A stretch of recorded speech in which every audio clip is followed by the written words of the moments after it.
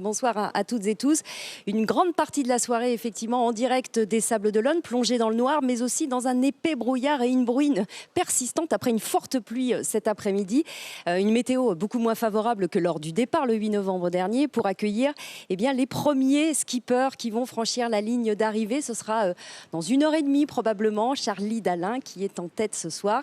Une soirée qu'on va vous faire vivre à plusieurs avec vous, Anthony Brulès. Bonsoir. Bonsoir Virginie. Et puis également avec notre consultant, vous le connaissez bien sûr, c'est François Gabard. Bonsoir François. Bonsoir Virginie. Merci à nouveau d'être avec nous. Je rappelle, vous êtes le vainqueur de l'édition 2008-2009. 2012. 2012-2013, le temps passe vite, effectivement. Et vous êtes avec nous tout au long de la soirée, mais également demain, bien sûr, pour qu'on vive ensemble cette soirée. La nuit qui promet d'être longue pour tout le monde ici. Il y a beaucoup de monde ici sur les pontons des Sables d'Olonne pour accueillir bien sûr ces premiers du Vendée Globe. Alors il y a eu dès cet après-midi des hommages qui ont été rendus à celui qui va probablement franchir tout à l'heure, dans un petit peu plus d'une heure, je vous le disais, la ligne d'arrivée. C'est Charlie Dalin. Regardez ces images, elles ont été tournées dans l'après-midi. C'est une fresque géante gravée dans le sable sur la plage des Sables d'Olonne. Bravo Charlie, Vendée Globe 2021. Ce dessin, vous l'aviez connu, vous, François, lors de votre arrivée? C'était la même chose. Ouais, il y a 8 ans. C'est presque la même chose. L'équipe Apivia à Disobé a bien bossé. Ils ont progressé. Parce que la dernière fois, il y avait juste un François. Par contre, j'avais la chance d'avoir une chaîne humaine. Et malheureusement, c'est vrai que là, ils n'ont pas pu la faire. Donc, ils se sont améliorés dans le dessin. Je les félicite. Oui, parce qu'on expliquera qu'il n'y a pas de public, bien sûr, pour accueillir ce soir les premiers skippers. On en parlera au cours de cette édition. Mais malgré tout, cette belle fresque en hommage à Charlie Dalin, qu'on attend tout à l'heure. On va vous en dire plus dans un instant. Effectivement, et on va certainement essayer d'aller retrouver Gaël Robic qui va aller à la rencontre dans quelques minutes de Charlie Dalin. On va rappeler au préalable, avant d'aller retrouver Gaël, que nous n'avons pas de masque ici sur ce plateau, puisque nous avons tous été testés. On respecte les réglementations sanitaires, bien évidemment, avec la distanciation. Et c'est ce que fait également Gaël Robic. Gaël, vous êtes encore sur les pontons. Expliquez-nous un petit peu si vous allez être secoué comme ça a été le cas il y a quelques temps. Bonsoir Anthony, bonsoir à tous. Et bien, comme vous pouvez le voir, à l'instant, les vedettes médias quittent le ponton des Sables d'Olonne. Le protocole est simple. Les vedettes médias quittent le ponton 1h30 avant l'arrivée, avant le passage de la ligne, ce qui signifie qu'aux dernières informations, Charlie Dalin est attendu sur la ligne vers 20h15. Et donc, on va donc essayer d'aller le rejoindre. Vous le disiez, les conditions sont assez particulières. Un brouillard à couper, il y a une visibilité d'environ 100 mètres. Et on attend des creux de 1,80 m à 2 mètres avec sur zone environ 15 à 20 nœuds de vent. Bref, ça va être sportif. Et vous allez nous faire partager ça. Nous, on est à peu près au sec ici. Ça va être un petit peu moins le cas pour vous, Gaël, dans les heures à venir. On l'a dit, François, un franchissement de ligne attendu vers 20h15 pour Charlie Dalin. Oui, à peu près, là, dans un peu plus d'1h30. Je suis impatient, évidemment. On espère qu'il arrive vite. On voit, là, il y a de la pluie, mais il y a aussi du vent. Il est au portant, donc le vent vient de derrière. Il a encore un jibe. Là, je regarde mon ordinateur. C'est pour essayer d'avoir les positions en direct. Il a encore un empannage à faire. Donc là, il est actuellement tribord à mur. Le vent vient de sa droite. Il va empanner et il devrait arriver sur la ligne là au large des Sables. Une dernière manœuvre, effectivement, avec cet empannage que va réaliser donc Charlie Dalin, qui doit être dans un état de fatigue comme la plupart de tous ses homologues assez incroyables. On va rappeler aussi que même si Charlie Dalin passe la ligne en premier, coupe cette ligne d'arrivée en premier, il n'est pas pour autant persuadé d'être le vainqueur de cette édition 2020-2021. C'est du jamais vu, ça, François. C'est une situation qui est complètement dingue. Ce qu'il faut bien comprendre, c'est qu'il y a énormément de bateaux là dans le top 10 qui sont très resserrés, dont on va dire 3 bateaux pour moi qui peuvent vraiment jouer la gagne. Charlie qui va arriver probablement premier, on l'espère, sur la ligne là, dans quelques minutes. Et ensuite 2 bateaux qui bénéficient de bonification suite à la récupération de Kevin Escoffier, le naufrage de Kevin Escoffier. Donc 3 bateaux se sont déroutés. Jean Le Cam a récupéré Kevin. Il a bénéficié d'une bonification, mais également Boris et Yannick qui, eux, se sont déroutés, ont quadrillé la zone, ont perdu du temps pendant cette partie, donc ils vont être bonifiés une fois que la ligne d'arrivée est franchie. Un jury a décidé de leur redonner des heures, c'est le cas donc on l'a dit pour Jean Le Cam avec 16h15, c'est le cas également pour Boris Herman avec ses 6h et puis pour Yannick Bestaven avec 10h15, et grâce à ces 10h15, Yannick Bestaven pour l'instant conservera un avantage même en finissant 5e. Ouais, c'est ça. C'est incroyable. Et ce qui est incroyable, c'est que là, grosso modo, les derniers routages que j'ai, Boris bénéficie de 6 heures de bonification. Il arrive à peu près 6 heures après Charlie, donc ça se joue à quelques minutes. Et Yannick arriverait un petit peu moins de 10h15 après Charlie, donc il serait virtuellement pour le moment plutôt leader. Mais il y a encore 10 heures et 11 heures de course pour lui à peu près, donc il peut se passer encore plein de choses cette nuit. Et comment c'est possible, Virginie, justement, on en parlait avec François, comment c'est possible qu'après 80 jours de mer, on soit dans le décompte des minutes, des secondes? Honnêtement, on essaierait de créer la météo pour que la flotte soit aussi resserrée. Je pense qu'on n'y arriverait pas. Ça, c'est juste pas possible. Donc là, c'est quand même un suspense dingue. Bien comprendre, on est parti à 80 jours. Là, on parle de quelques minutes.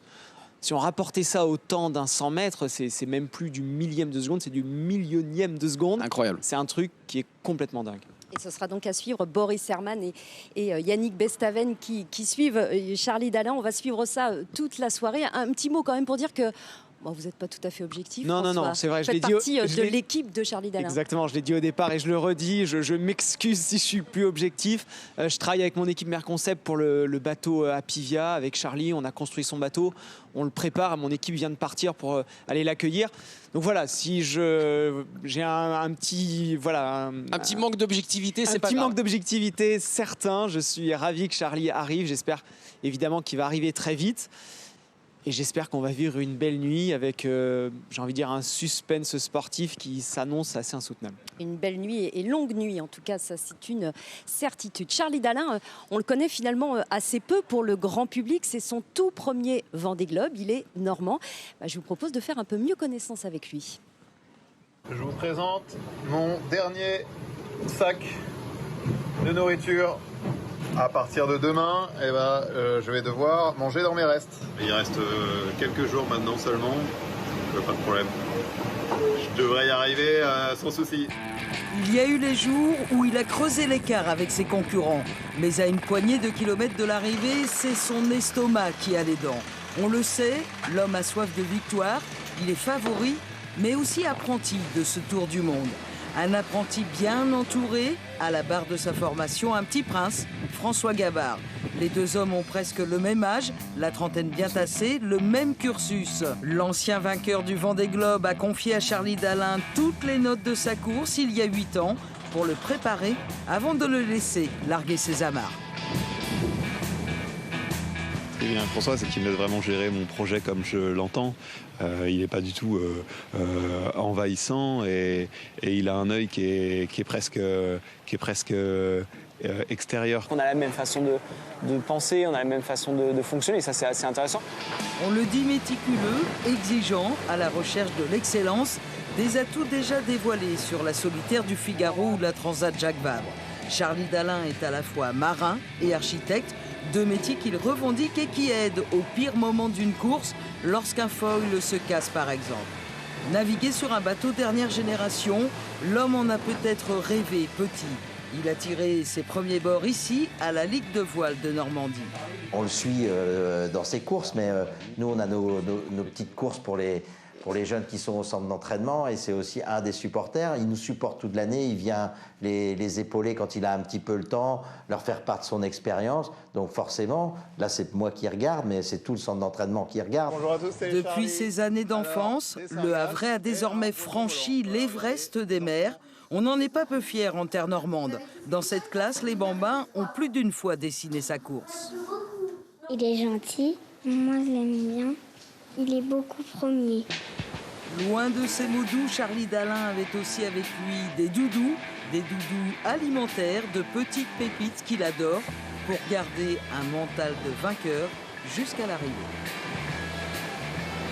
Bah oui, parfois ça peut suffire, ces petits doudous alimentaires qu'on peut emmener jusqu'au bout de la course pour tenir, parce qu'on sait qu'elle a été terriblement longue cette course, 80 jours, plus longue que lors de la précédente édition, 6 jours de plus que le record d'Armel Lecléache. Et Charlie Dalin devrait donc franchir cette ligne, je vous le rappelle, dans à peu près 1h30 maintenant, mais ce ne sera peut-être pas lui le vainqueur au classement final, puisque regardez ces images, ce sera probablement, en tout cas ça va se jouer à quelques minutes près, lui, Yannick Bestaven, le Rochelais sur Maître Coq, qui pourrait au finish, au classement final, quand toutes les bonifications ont été décomptées, finalement remporter ce 9e Vendée Globe. Yannick Bestaven, il avait déjà participé à un Vendée Globe, ça ne lui avait pas trop réussi. Cette fois, il fait une course époustouflante et difficile aussi pour lui, avec beaucoup de revers. On s'en souvient, il a été leader pendant plusieurs jours, mais ça n'a pas duré. Son portrait tout de suite.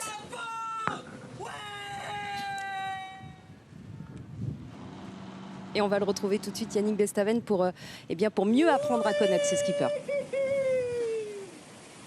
Ça c'est fait! Il n'a rien vu, bien trop loin, trop au sud pour apercevoir le célèbre caillou. Cette année, même le Cap Horn reste à distance de Yannick Bestaven. 12 ans qu'il attendait ça, 12 ans avant une deuxième chance.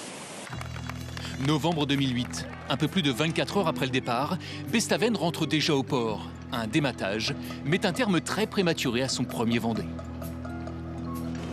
C'est nul quoi, c'est nul parce que tu pars faire un tour du monde, au bout de 24 heures, tout s'arrête. Le Rochelet redescend d'une marche, refait ses gammes dans les catégories inférieures. 5 saisons à faire le dos rond. 2 victoires de classe dans la Transat Jacques Vabre changent le cours des choses, quand une petite hélice lui change les idées. Car à 47 printemps, Bestaven est non seulement skipper, armateur, mais aussi entrepreneur, ingénieur de formation, concepteur de cet hydrogénérateur. Une hélice, un alternateur, et voilà de l'électricité pour le voilier. L'hydrogénérateur est au bateau, ce que la dynamo est au vélo, simple et efficace. 100% des bateaux du Vendée Globe en sont d'ailleurs équipés. C'est magnifique. Son bateau, il l'a racheté à Roland-Jourdain. Une sacrée bonne occasion, la bonne affaire même. Car Bilou et ses 3 Vendées ont laissé le mode d'emploi dans la boîte à gants. Yannick, il n'a plus besoin de mes conseils, il connaît la boutique bien mieux que moi maintenant. Il a superbement amélioré Maître Coq depuis l'année dernière. On a eu le plaisir de faire une belle passation. Là, je redécouvre un petit peu le bateau. Je suis quand même les évolutions, mais voilà, tous les domaines ont été optimisés, ça en rend top. Il n'est pas breton, il vient d'Arcachon. Il a débuté la voile avec Yves Parlier, autre grand nom du Vendée. 20 ans plus tard, il joue la gagne autour du monde. Il le mérite, c'est un bon mec. La réflexion est signée Jean Le Cam. Tout est dit.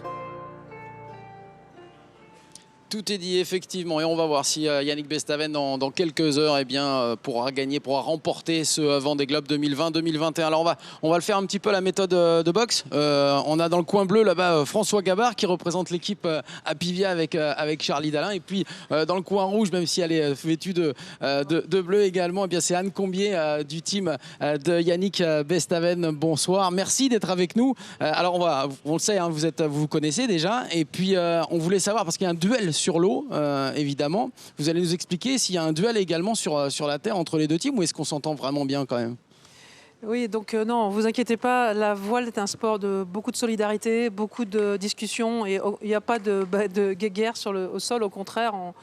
On est très content des résultats de tous les skippers, et voilà, donc non, pas du tout de guéguerre. Alors on voyait de la pression un petit peu avec François Gabard, évidemment, qui attend l'arrivée de Charlie Dalin. J'imagine que de votre côté c'est la même chose.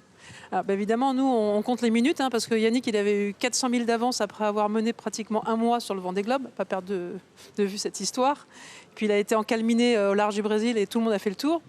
Ça l'a fait beaucoup rager d'ailleurs. Et puis maintenant, on pensait jamais aux compensations, parce que nous on parle plutôt de compensation que de bonification, ce qui n'est pas tout à fait pareil en termes voilà. Et du coup maintenant elles vont compter, hein. Et là il est à fond, mais on le sait qu'il est à fond, donc le vent rentre. Et ça va se jouer à pas quelques minutes, mais peut-être 30 minutes, 40 minutes, je sais pas. Mais François, c'est mieux que moi. On sait que c'est serré, et c'est ça qui est génial, c'est ça qui est assez extraordinaire dans cette course. C'est vrai qu'on arrive là à la fin, et on ne sait pas objectivement, là, on ne peut pas dire qui va gagner. Pour moi, Yannick a un petit avantage, clairement. Le vent rentre, est-ce qu'il va être capable de tenir la vitesse qu'il doit tenir sur les routages toute la nuit? On ne sait pas. C'est un suspense de dingue, et je trouve ça juste génial. Ça a été une course éprouvante, Anne Combier, jusqu'à ce matin, puisqu'il y a eu un petit problème qui vous a donné des sueurs froides. Qu'est-ce qui lui arrive à Yannick Bestaven ce matin? Oui, il nous a fait des sueurs froides. Il y a un bout qui tient le safran qui a cassé avec l'usure, et donc ça a déséquilibré le bateau qui est parti, comme on dit, au tas. Enfin, en fait, il a fait un départ à la battée. Il s'est fait un peu peur. Bon, il a réussi à tout remettre dans l'ordre, mais il avait l'impression d'avoir perdu quand même pas mal de temps, donc ça l'a fait rager. Mais on lui a dit, écoute, des 30 minutes, on a perdu tout le long de la course, donc c'est pas très grave. Maintenant, on avance. Et ça veut bien dire que jusqu'au bout du bout, hein, il faut rester vigilant, alors qu'il y a 80 jours en mer derrière. Hein. Oui, de toute façon, tant que la ligne d'arrivée n'est pas passée, eh ben, on comptera à la fin de la foire. Alors, vous avez vécu 3 Vendée Globe avant celui-ci, hein. Pas avec Yannick Bestaven, mais avec Catherine Chabot et Karen Lebovici. Vous nous disiez tout à l'heure, quand on préparait cette émission, que vraiment là, on est passé dans une autre dimension en termes de communication avec les skippers. En fait, ils vivent un voyage, une course en solitaire, mais pas une course en solitude. La formule, elle n'est pas de moi, elle est de Jean-Yves Chauve, le docteur de la course, et je la trouve magnifique. Tout à fait. Effectivement, le premier Vendée Globe que j'ai fait avec Catherine Chabot comme team manager, elle a mis 140 jours, dont pratiquement 2 mois sans radio. Et en plus, à l'époque, c'était la BLU. Donc, on communiquait pas. En 1996. Hein. Oui, c'était la préhistoire. Et en 96-97. Jusqu'au Vendée Globe de Karen Lebovici en 2000. Bon, après, ça s'est arrangé. Et là, ce Vendée Globe-là, moi, j'étais après sidérée, et je pense que François aussi, sur les échanges. Alors, nous, on travaille beaucoup à WhatsApp, puisqu'on a le Wi-Fi à bord avec le satellite et l'antenne Certus. Et c'est incroyable, la communication, mais elle est quasiment instantanée, d'ailleurs. Et d'ailleurs, puisqu'on parle de communication, il vous a dit quoi, Yannick, là, juste dans son état d'esprit au dernier coup de WhatsApp? Il était assez en colère, mais en même temps, comme on lui a dit, il a perdu 30 minutes un peu partout sur la course en 80 jours, donc c'était pas très grave, et que maintenant il fallait qu'il regarde devant. Et donc voilà, il s'est tout de suite repris, il a fallu qu'il s'énerve tout seul, mais c'est normal ça. Parce qu'il nous a montré qu'il savait récupérer 30 minutes, donc à mon avis il est à fond, j'imagine, et comme tous les marins là, d'ailleurs dans les dernières heures de course. C'est un sacré parcours aussi, on peut en parler, parce qu'on l'a dit tout à l'heure avec Virginie, en 2008 il abandonne au bout de 24 heures, c'était son premier Vendée Globe, et puis derrière il se remet dans une classe 40, il revient en fait à ses faits d'armes, et puis pour remonter, est-ce qu'il faisait partie vraiment de ces skippers qu'on pouvait imaginer vainqueurs de cette édition? Je pense qu'il faisait partie des bons outsiders, mais c'est vrai qu'il était rarement cité comme dans les favoris, donc c'est une vraie belle surprise. Il a excellemment bien navigué, je pense, particulièrement dans les mers du Sud, il a toujours été à l'attaque, il arrive au Cap Horn avec beaucoup d'avance, comme le disait Anne, il a quand même eu encore une fois, comme on en parlait, comme on va en parler, une situation météo qui faisait que le leader était ralenti. C'est arrivé énormément de fois pendant cette course.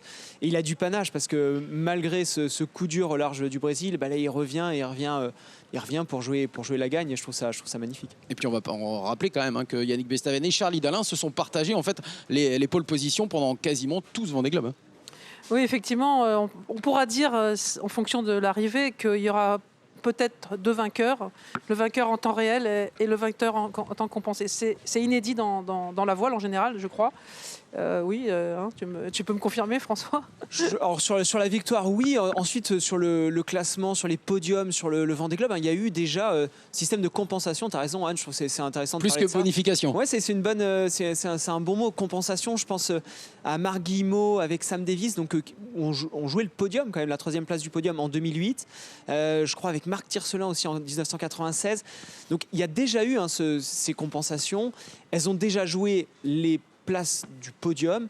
En revanche, c'est peut-être la première fois en effet qu'on joue la première place du podium, la gagne, avec ce système de compensation. Alors, elles ont été décidées il y a un petit peu plus d'un mois maintenant, ces compensations, on les rappelle, 16h15 pour Jean Le Cam, 10h15 pour Yannick Bestaven, 6h pour Boris Herrmann. Elles ne font pas l'unanimité apparemment dans la course. On va écouter l'un des skippers. Il est engagé dans ce 9e Vendée Globe. C'est Damien Seguin. Il ne joue pas la gagne, lui, mais il a eu un petit coup de sang hier. Il s'est excusé ensuite. On l'écoute. Je pense que le jury s'est un peu précipité à donner des bonifications un peu trop vite, sans prendre le contexte de course particulier. Et c'est en train de pourrir l'arrivée de tout le monde, quoi. Voilà, de toute la tête de flotte. C'est un peu dommage. J'ai un rapport particulier avec les jurys, de toute façon. J'ai toujours considéré, et à juste titre, vu mes nombreuses expériences en olympisme et tout ça, que c'était des trop vieux monsieur qui jugeaient sur des choses qu'ils n'avaient pas l'habitude de pratiquer eux-mêmes. Donc forcément, les décisions ne sont pas souvent bonnes, quoi. Je voulais juste revenir un petit peu sur les propos que j'ai tenus hier pour pas qu'ils soient mal interprétés. Déjà, pour vous rappeler que ça fait 80 jours qu'on est en mer et qu'à ce titre-là, ça engendre beaucoup de fatigue et des fois, on peut employer des mots qui ne traduisent pas exactement notre pensée. Suite au sauvetage exceptionnel de Kevin en début de course, il y a eu des décisions de jury qui ont accordé des bonifications et voilà. Je voulais juste dire qu'à mon sens, ces bonifications, elles viennent un peu trop perturber l'aspect purement sportif de cette fin de Vendée Globe. Voilà, on va faire réagir peut-être Virginie, Anne, avant de la laisser repartir.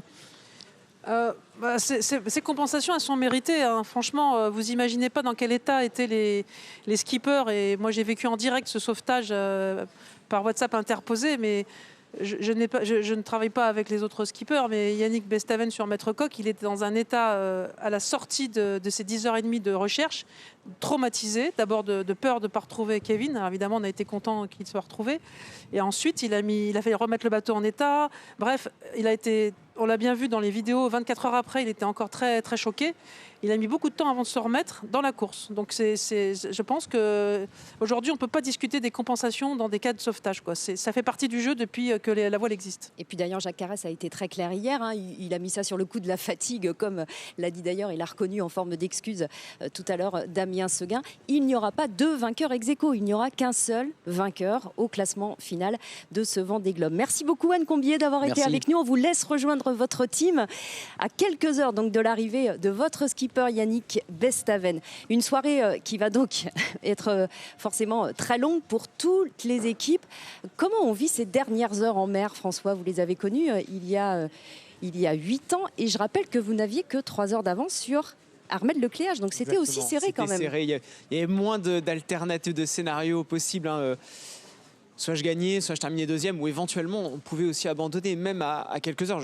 On le souhaite évidemment à personne, mais là on est dans le golfe de Gascogne, il y a énormément de trafic, il y a beaucoup de bateaux, des bateaux de pêche, des cargos. Il y a du vent, il y a du vent fort qui rentre. Les bateaux sont fatigués, les bonhommes sont fatigués, donc on est quand même toujours un petit peu à la limite et on n'est pas à l'abri d'une avarie majeure à la fin. Donc on a une espèce de pression sur les épaules qui est énorme. En tout cas moi c'est ça que je ressentais. J'étais concentré, j'étais à fond, je ne pensais qu'à une chose, couper la ligne le plus rapidement possible pour enfin boucler la boucle. Et voilà, on pense à rien d'autre. On est vraiment focus. Et là, au vu de la situation de course, j'imagine, je ne vois pas comment les leaders ne peuvent pas être dans cet état d'esprit.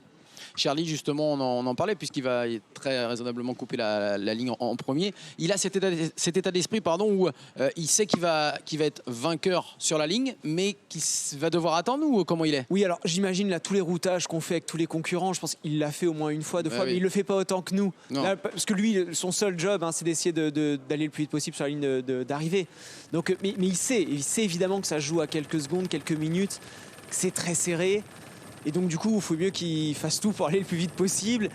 Voilà, il sait qu'il n'y a pas, il faut attaquer, il faut prendre des risques, il faut bien naviguer, mais il sait que ça va être très serré.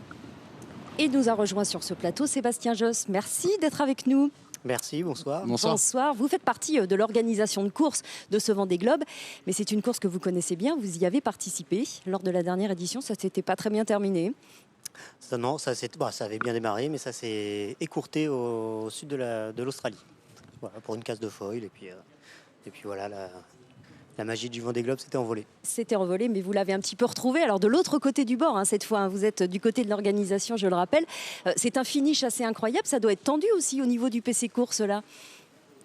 On a une équipe quand même qui est bien structurée, avec Jacques Carrès, Christian Dumas, voilà, plus tous les autres.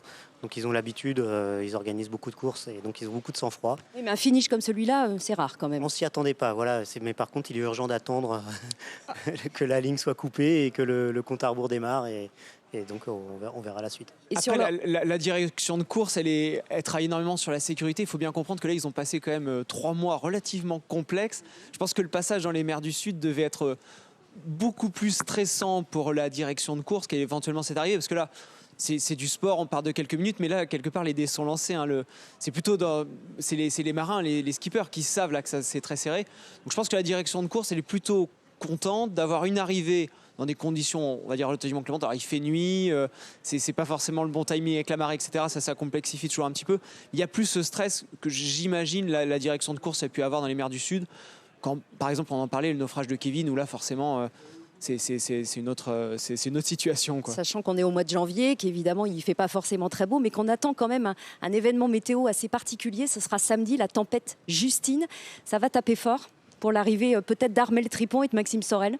Alors ça va taper très fort dans le golfe de Gascogne. C'est plus de 11 mètres de creux avec 50 nœuds de vent. Ah oui, 11 mètres. Voilà. Après, il y a des Ça vous inquiète ? Non, parce qu'il y a toujours des solutions dans la météo. On peut ralentir. Voilà, il y a le sens marin qui prend le dessus. Le golfe de Gascogne, ça reste un endroit compliqué. C'est une cuvette. Il faut s'imaginer que du Cap Finistère à la pointe de la Bretagne, ça fait un arc de cercle. Quand on s'engage dans cette arène et qu'il y a des très mauvais temps, il faut peut-être ne pas s'y engager ou ralentir pour que les phénomènes météo s'évacuent naturellement. Et ça peut prendre 2-3 jours. Et à l'échelle du Vendée Globe, c'est pas grand-chose. Le plus important, c'est de finir le tour du monde et pour Armel, finir entier avec son bateau, finir entier avec son bateau et de le remettre à quai. Et quand on disait que cette édition était assez exceptionnelle, elle l'est également du côté de la météo, même si on a eu Jean-Yves Bernot, le météorologue de Port-la-Forêt, qui a été routeur d'ailleurs de François Gabard, qu'il connaît bien. Et en lui parlant de cette météo assez exceptionnelle, lui, il voulait revenir sur tout ce qui s'était passé au cours de cette 9e édition du Vendée Globe. On l'écoute.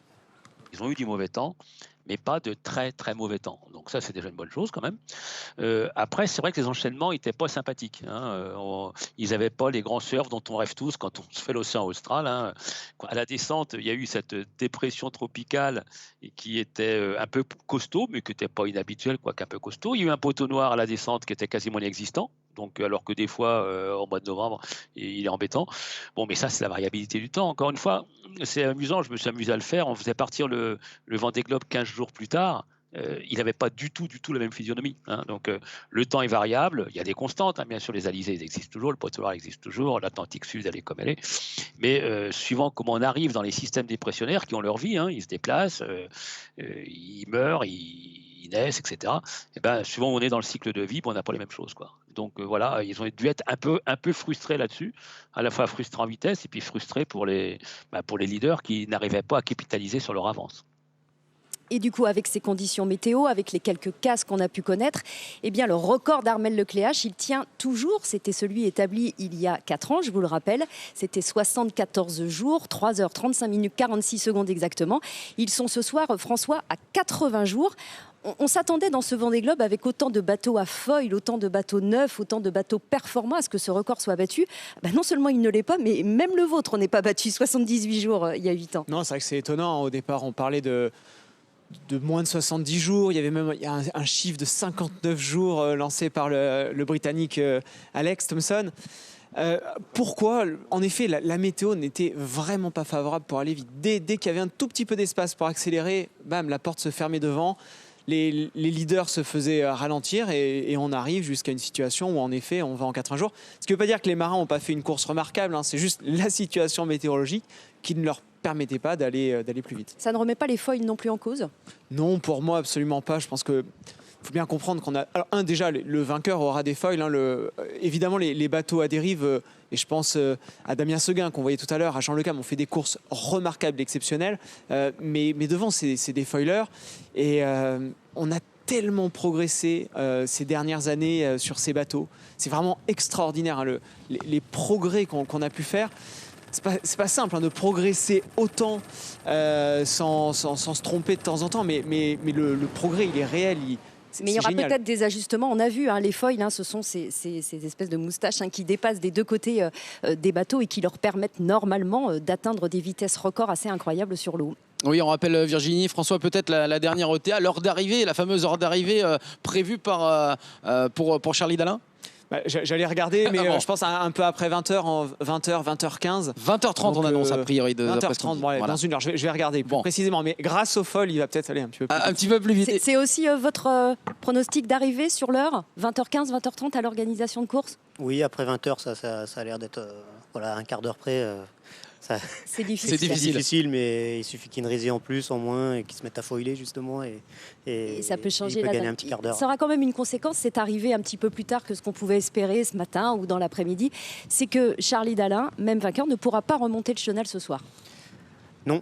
Il va falloir attendre dehors, faute à la marée. Il faut voir que le chenal des sables, les bateaux ont 4,50 m de tirant d'eau, donc il n'y aura pas assez d'eau pour rentrer dans le port. Mais je crois que Charlie... Charlie a prévu a priori de remonter, mais donc avec un semi-rigide. Donc il va remonter avec un bateau moteur. L'équipe va garder le bateau sur l'eau.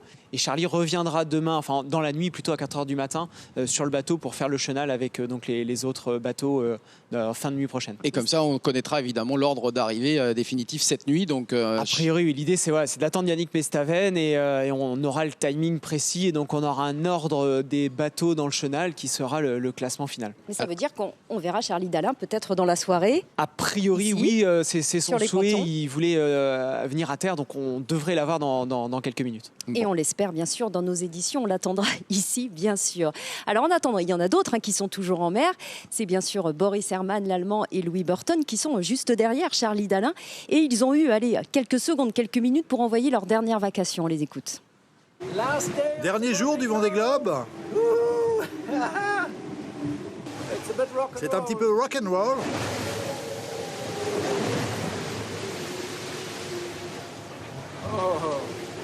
Et c'est l'heure du petit déjeuner. Okay, breakfast time. Ça y est, le soleil sort enfin, le soleil breton. C'est le dernier bord de glisse, dernière ligne droite. Dans quelques heures, arrivé au Sable d'Olonne. Un grand bonheur, tout ça. Bon, merci de m'avoir suivi. À tout à l'heure en vrai. Il va jiber là dans pas longtemps. Voilà, on a écouté évidemment Burton et puis Charlie Dalin. On va poser une petite dernière question peut-être à Sébastien Josse. On voulait savoir, toute proportion gardée bien sûr, mais vous aussi vous avez vécu un Vendée Globe de façon stressée par rapport à cette course qui a été quand même unique en son genre.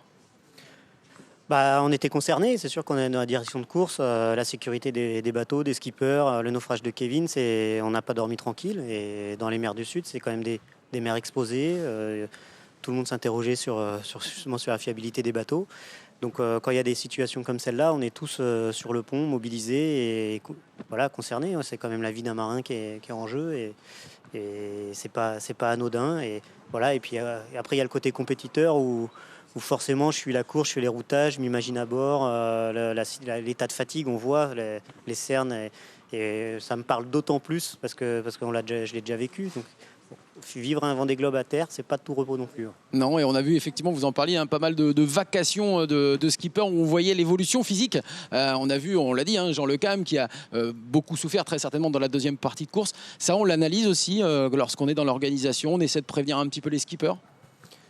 Les traits des visages sont très parlants. Voilà, après, on sait pourquoi ils sont comme ça. C'est du mauvais temps, ils ont bricolé, donc ils ont peut-être un peu moins dormi.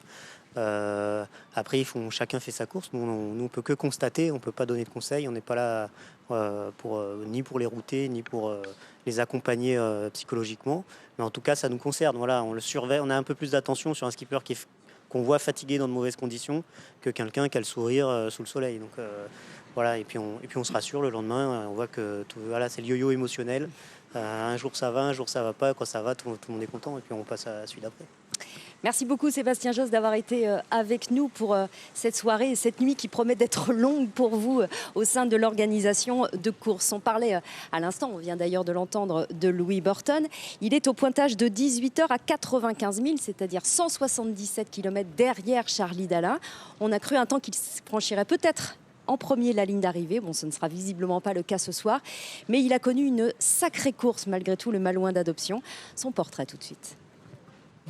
Louis Burton, parisien d'origine, malouin d'adoption, il s'est fait un nom sur ce Vendée Globe. Qu'il gagne ou pas, au Sable d'Olonne, il a pimenté ce tour du monde. Dès le départ, souvenez-vous, il s'était fait remarquer en franchissant la ligne avant les autres. 6 semaines plus tard, près des îles Macquarie, au large de la Nouvelle-Zélande, il entame, avec mauvaise humeur, sa 4e montée au sommet du mât. C'est l'angoisse d'être aussi haut tout seul. C'est le bout du monde. Ça fait partie des trucs les plus hard que j'ai fait de ma vie de navigateur. Donc maintenant, on va descendre sans se casser la figure. On va renvoyer la GV et on va allumer pour rentrer au sable. Tout de suite. Après 79 jours de mer, quelques coups de gueule et une menace d'abandon, le voilà en vainqueur potentiel de la plus prestigieuse des courses au large. À terre, sa femme Servane Escoffier, bien connue des Malouins, est fière de lui. Pour elle, il a déjà gagné. Il a été tantôt MacGyver, tantôt stratège, et puis il a toujours attaqué. C'était un réel pilote sur cette course. C'est un pilote, on peut dire que ça a été vraiment un pilote avec son bateau, avec ses armes. Quant à Arthur, le boat captain, il refuse de céder à l'angoisse de ses dernières heures de course. C'est de l'excitation. Et il y a un peu de fierté aussi, parce que forcément, on est très fiers de voir son classement, de voir qu'il arrive. On croise les doigts pour que ça se finisse bien, mais c'est juste pour profiter, en fait. Il faut faut profiter de ce moment et de cette belle semaine d'arrivée. Pour son 3e Vendée Globe, Louis Burton a déjoué les pronostics. Aujourd'hui, plus personne ne se demande s'il faut dire Burton ou Burton. Et oui, ça a été la grande question pendant plusieurs années, effectivement. Louis Burton aussi, c'est assez incroyable. Il va certainement finir 2e derrière Charlie Dalin. On verra tout à l'heure. 3e, pardon, parce qu'il doit y avoir Boris Herman qui doit être devant. On va en reparler un petit peu plus tard.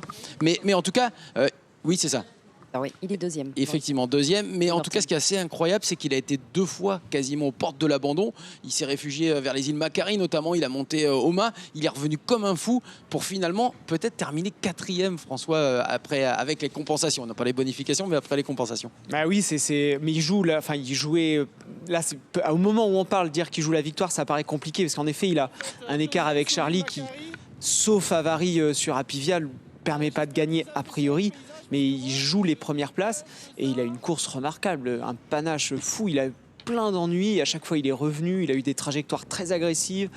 Il a attaqué jusqu'au bout, jusqu'à la fin. C'est impressionnant. Je pense la course de Louis, il nous a marqués tous. Et on va aussi le préciser, hein, c'est lui qui avait coupé la ligne avant le départ, qui a été aussi, il a eu 5 heures de pénalité. Ouais, alors dès le début, c'était une des premières. Donc là, c'était une pénalité, c'est-à-dire qu'il a volé le départ. Et il est obligé de ralentir, je crois, au bout du 2e ou 3e jour de course pour s'arrêter pendant 5 heures et recouper. On n'a pas le droit de couper la ligne. La ligne de départ, vous vous souvenez, hein, c'est une ligne virtuelle sur l'eau. On la voit pas. C'est pas si facile que ça. Je l'avais volé moi en 2012, hein, donc je sais que c'est pas forcément simple. Et ça montrait par contre dans son état d'esprit probablement que voilà, il était à l'attaque dès le départ. Et puis il y en a un autre qui était à l'attaque qui d'ailleurs franchement crée la surprise parce qu'on ne l'attendait pas à cette position, c'est l'Allemand Boris Herman. Il est actuellement à un petit peu plus à 110 000 à peu près de Charlie Dalin, 200 km derrière lui. Il devra donc franchir en 3e cette nuit la ligne d'arrivée. L'Allemand qui mène une sacrée course et qui est un sacré personnage en plusieurs langues, regardez. Le grand public le connaissait à peine au moment du départ de la course. Ce marin d'Outre-Rhin, premier Allemand de l'histoire, à s'engager sur le Vendée Globe.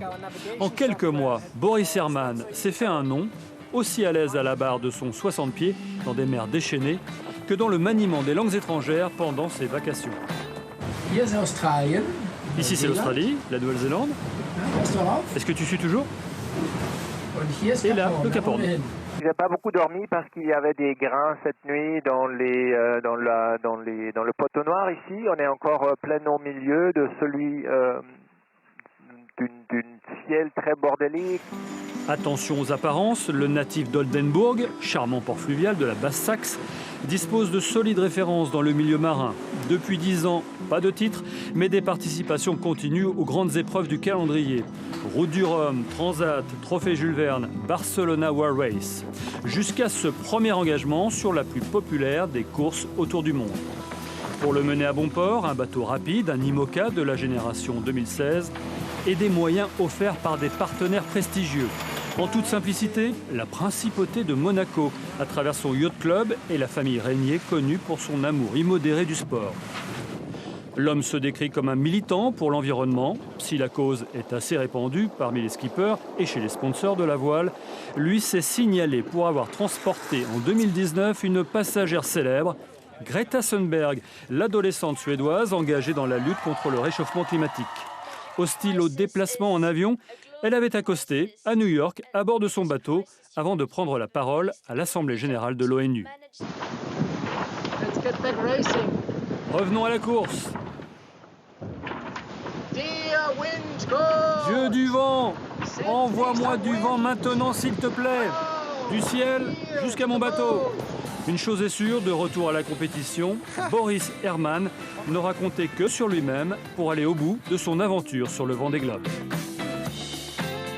Et les dieux du vent vont certainement l'amener sur le podium de ce Vendée Globe, lui qui disputait donc sa première édition. Alors il avait embarqué des batteries d'appareils de mesure, on le disait avec Denis Leroy tout à l'heure, qui lui permettait donc de mesurer le CO2, le pH et la salubrité de l'eau. Mais en tout cas, on a surtout remarqué que c'était un sacré skipper. Sacré, et là au moment où on parle, il va très vite.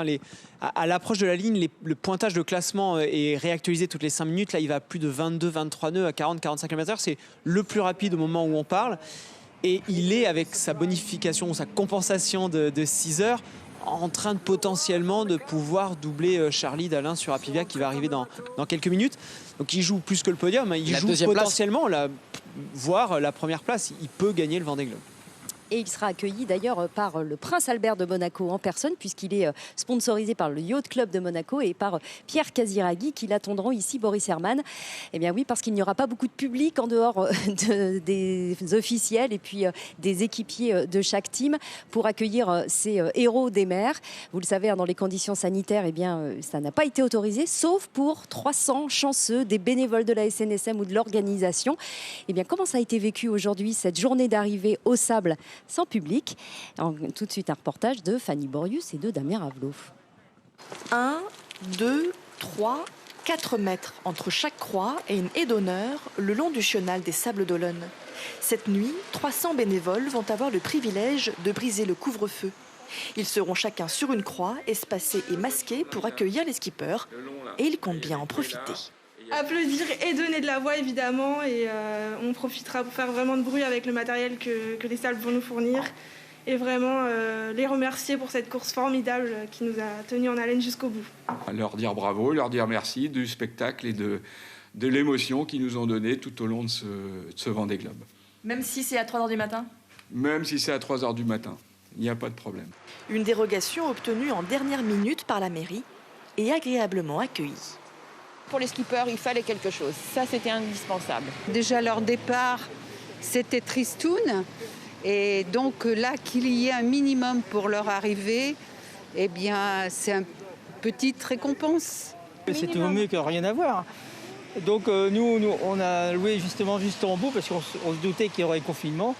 Et ben, on espère qu'on a pris la bonne décision. Redonner un peu de magie à l'arrivée, c'est aussi le pari de la team Apivia. Des fans ont enregistré des encouragements pour Charlie. Ils seront diffusés à pleine décibels, en pleine mer, au passage de l'arrivée.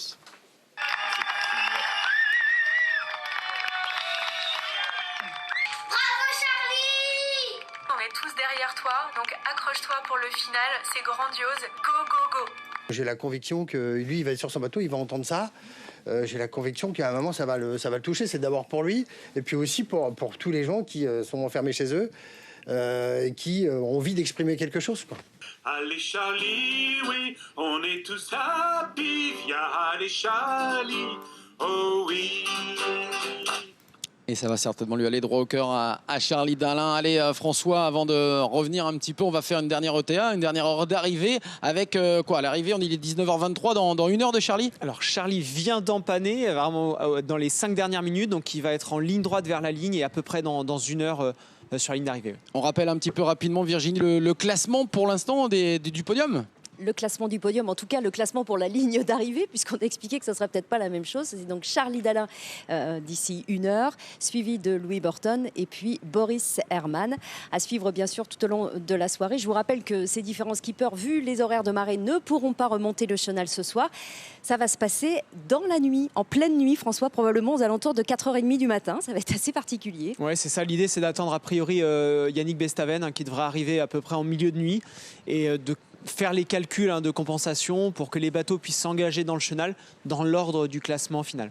Donc ça peut prendre un petit peu de temps, peut-être. Ouais, encore une fois, je ne suis pas objectif. Si ça se fait un peu plus tard, ça veut dire que Yannick Bestaven arrive un peu plus tard, ce qui, pour le classement d'Apivia et de Charlie Dalin, m'arrange plutôt. Donc excusez-moi pour les supporters de Maître Coq, je ne suis pas objectif. En tout cas, ce que j'espère et ce que je souhaite, c'est qu'ils arrivent, ils fassent le chenal tous ensemble demain matin. Ça sera que des beaux vainqueurs. Et d'ailleurs, on sera à partir de 9h15 demain pour une émission spéciale pour vous faire vivre cette nuit. Mais tout de suite, bien sûr, on continue ensemble. On ne se laisse pas, bien sûr. Notre édition, elle continue sur nos antennes numériques, pdl.france3.fr. Et puis nous, on se retrouve tout à l'heure pour une édition à nouveau spéciale à partir de 19h55. À tout à l'heure.